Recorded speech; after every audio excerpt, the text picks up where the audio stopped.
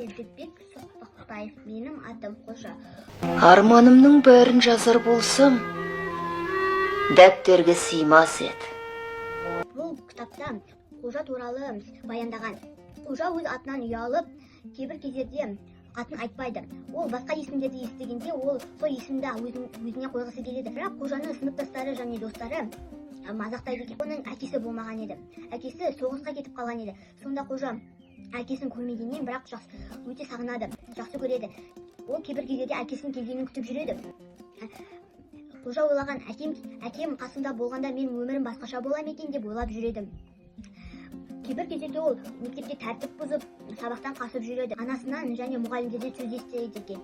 Күні ол Қожа өз сыныптасын Жанар деген қызды жақсы көріп қалады. Ол өзіне шешім қабылдады. Сендерді шын жүрекпен кітап оқуға шақырамын. Кітап жанға жол сыйлайтын жарық, саған да сол жарықты сыйлаймын.